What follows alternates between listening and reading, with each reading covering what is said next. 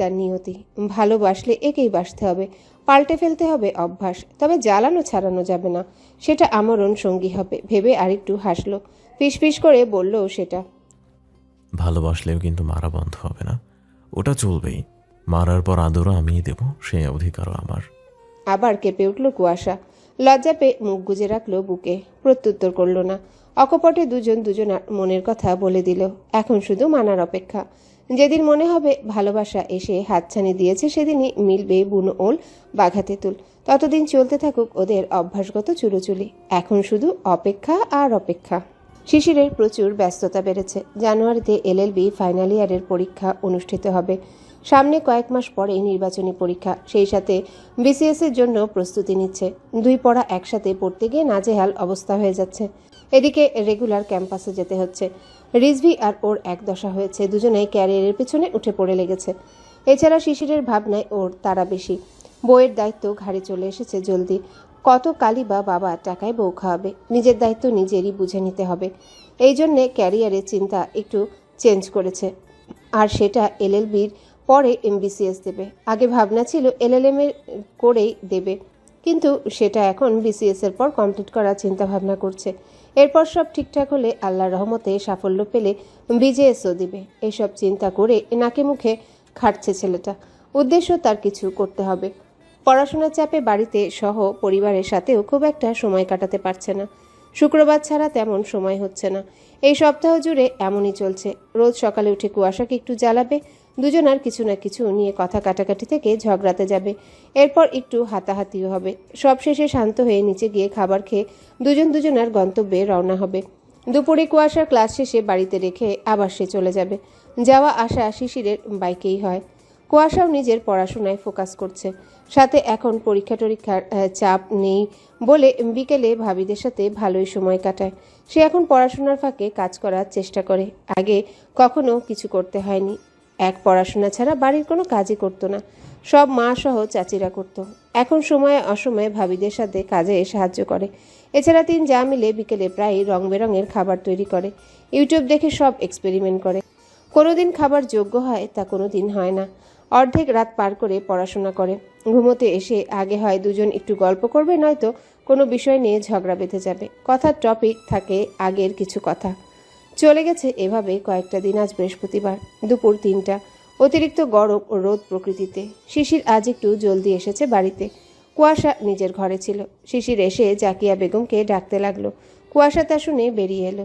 এসে দেখলো মাকে ডেকে রেখে এসে ঘরের দিকে আসছে। সামনাসামনি পড়ল দুজন। শিশির কোনো কথা বলল না, নিজের ঘরে চলে গেল। কুয়াশা পেছন পেছন ঢুকলো। ঢুকে দেখলো শিশির ঘেমে জুবুথুবু হয়ে যাওয়া শার্টটা খুলছে, বুকের উপর বোতামগুলো খুলছে। ঘামের বুক ভিজে লোমগুলো লেপ্টে আছে। মুখেও বিন্দু বিন্দু ঘাম দেখলো কুয়াশা। শিশির শার্ট খুলতে খুলতে কুয়াশাকে পর্যবেক্ষণ করলো। বউ যে তাকেই দেখছে।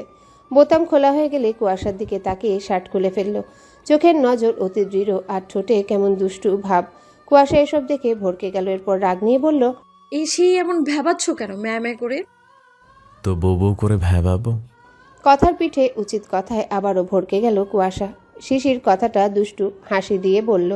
হাসি রেখেই আবারও বলল, আমার বউ তো আমার ঘরে নেই, সে তার বাপের বাড়ির ঘরে বসে চিল করছে, তাই মামা করছি। কুয়াশা শুনে খিলখিল করে হেসে দিল। শিশিরও হাসলো নিঃশব্দে। কুয়াশা এবার রাগ ফেলে দিয়ে কণ্ঠে ঝাঁজ রেখে বলল, তা ম্যামে করার কারণ কি? বউ এখন বাপের ঘর ছেড়ে শ্বশুরের ঘরে এসছে, বলতে পারো। আচ্ছা, তো কি? শিশির এবার খুলে রাখা ঘামের শার্টটা ছুঁড়ে কুয়াশার মুখের উপর মারল। কুয়াশা তড়িঘড়ি করে ঘামের শার্টটা মুখ থেকে সরিয়ে ঘৃণায় মুখ কাচুমাচু করে রেগে উঠল। বলল, এই এসব কিছু যা এখন। শ্বশুরবাড়ি এসেছে যখন স্বামীর সেবা যত্ন কর। এই শার্ট কেচে আন, আরো 2টা নোংরা আছে, ওগুলো নিয়ে যাবি। কুয়াশা রাগ নিয়ে তাকিয়ে রইল। কত বড় বেয়াদব চিন্তা করা যায়। সে এবার কাছে এগিয়ে গেল। শার্ট দিয়ে শিশিরের বাহুতে বাড়ি মেরে বলল, তো এটা ভালোভাবে বলা যেত না, অসভ্য বুনল। বলেই বকতে বকতে চলেই যাচ্ছিল শার্টটা নিয়ে। কিন্তু শিশির ওর কোমর অবধি ভেজা ছেড়ে রাখা খোলা চুল পেছন থেকে টেনে ধরল। আহা করে উঠল ব্যথায়। হাত দিয়ে চুলের গোড়া চেপে ধরে বলল, ছাড় বুনলের বাচ্চা, লাগছে আমার। মা গো, ইস। বলতে বলতে ইস আহ মাগো এমন শব্দ করছে। পেছন থেকে সামনে ঘুরে তাকালো শিশির, বলল, আজকাল তোর নজর দেখছি ছুচকাদনে, আজকাল তোর নজর দেখছি ছুকছুকানো হয়েছে। যখন তখন আমাকে দেখে ছুকছুক করিস বিড়ালের মতো। ব্যাপার কি বলতো? আমি মাছ লাগি তোর কাছে? কুয়াশা এবার পুরো ঘুরে তাকায়, কাঠিন্যতা বজায় রেখে দাম্ভিকভাবে সাথে ঝাঁজ নিয়ে উত্তর করল, আমার কাছে মাছ তুই কোন দিনই ছিলি না। তুই একটা বুনোল, আজীবন তাই থাকবি। আর ছুকছুক কখন করলাম আমি? বিড়াল যদি আমি হয়েও থাকি, তবে আমি আমার সেটা মালিকের কাছেই। মাছের নেশা না, পোষ মানার নেশায় আসি, মালিকের যাতে সুবিধা হয়। শিশির কুয়াশা কথাগুলো শুনে এবার শব্দ করে হেসে উঠল। এই গোবর ঠাসার সাথে ঝগড়া করে সে কোনো দিনই কথায় পারে না, আজও মোক্ষম জবাব দিয়ে দিল। কুয়াশা কথাটা বলতে পেরে নিঃশব্দে হাসলো। শিশির এখনো চুল ধরে, এবার সে হাসতে হাসতে চুলে টান দিয়ে কুয়াশাকে খোলা বুকে এনে ফেললো। কুয়াশা চেঁচিয়ে উঠল, যাচ্ছি, ঈশ্বর ছাড়ো, তোমার শরীরের ঘাম, দুর্গন্ধ ছাড়ো, আমি গোসল করেছি। কে শুনে কার কথা? শিশির কুয়াশার ইয়াকছি করা দেখে আরও শক্ত করে ধরল। কোমর স্লাইড করে বাম থেকে ডানে নিয়ে রাখলো। হাতা স্লাইড করাটা কেমন যেন গভীর মনে হলো। এবার আপনা আপনি কুয়াশা জমে গিয়ে থেমে গেল। শিশির তা দেখে দুষ্টু হাসলো। কাজে দিয়েছে ডোজ। বলল, তোকে চুপ করাতে আমার বিপদ, তোকে চুপ করাতে আমার মিনিটের ব্যাপার। ঝোঁকরুটে গোবর ঠাসা। কুয়াশা কিছু বলতে যাবে ওর ঠোঁট ডান হাতের তর্জনী আঙ্গুল দিয়ে বলল, শ্, এই দুর্গন্ধ শরীরের ক্ষমতা কতখানি তোকে দেখিয়ে দেব। সময় আসতে দে, অপেক্ষা কর শুধু। হারে হারে টের না পাওয়ালে আমিও ক্ষান্ত হব না তোর মতো চুনোবুটি গোবর ঠাসাকে। এই দুর্গন্ধময় শরীর নেশা যদি না চড়িয়েছি, তবে আমার নামও শিশির মালিথানা। নিজেকে সামলাতে শিখে নে। আজকে এই কথার জবাব না দিয়ে ক্ষান্ত আমি হব না। কুয়াশা সেখানে জমে বরফ হয়ে গেল। পুরো কায়া অন্তর ভেতর থেকে আর্তনাদ করে উঠল, কুয়াশা তুই শেষ। ভেতরে তোলপাড় শুরু হলো। সে যে কাকে নেড়েছে হাড়ে হাড়ে এই মুহূর্তে টের পাচ্ছে। কথাই তো অর্ধেক জ্বালিয়ে দিল।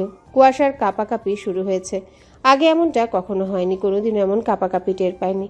আর আজকাল শিশিরের যে কোনো স্পর্শেই কেঁপে ওঠে, কেমন আপন আপন লাগে। এই যে এখন শক্ত পেশিবহুল মেদিন শরীরের সাথে বেঁধে রেখেছে হার্টবিট, মনে হচ্ছে লাফাতে লাফাতে বাইরে চলে আসবে।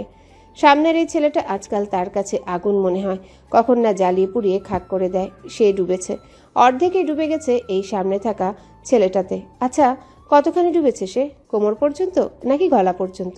ভাবনার মাঝে শিশির বলল, দেখ তার ভেতরের কাঁপন, দেখ তোর ভেতরের কাঁপন শুরু হয়ে গেছে। বলেই দুষ্টু চোখে আবারও হাসলো, বলল, যা এখন স্বামীর কাপড় ধুয়ে আন, আপাতত স্বামীর খেদমত কর, পরে আদর টাদরের ব্যবস্থা করব। বলেই ঝটকা দিয়ে দূরে ঠেললো। কুয়াশা বড় একটা দম ফেললো। তা দেখে আবারও মুচকি হাসলো। কাছে গেলে তো এমনি জানিয়ে থাকবে, কাছে গেলে তো এমনি উনিয়ে থাকবে, এখনই যা হয়েছে ভেবেই সশব্দে হাসলো, ঠোঁট কামড়ে কুয়াশার দিকে তাকিয়ে। কুয়াশা শিশিরের দিকে তীক্ষ্ণ দৃষ্টি দিয়ে কর্নার আলনা থেকে শার্টগুলো নিয়ে চলে গেল ওয়াশরুমে, ধুপধাপ করে সব পা ফেলে। সেদিকে তাকিয়ে শিশির দীর্ঘ একটা শ্বাস ফেলল। মেয়েটাকে আজকাল বড্ড আপন আপন লাগে। এরই মধ্যে জাকিয়া এলেন, জিজ্ঞাসা করলেন, কিরে আপু, ডাকছিলি কেন? শিশির ঘুরে হাসতে হাসতে বলল, ছেলেকে বউ দিয়েছ, আর এখন কাজের জন্য তোমার প্রয়োজন পড়বে না, তোমার বৌমা করবে। কাপড় কাচতে দিয়েছি তোমার আল্লাদিকে। কথাটা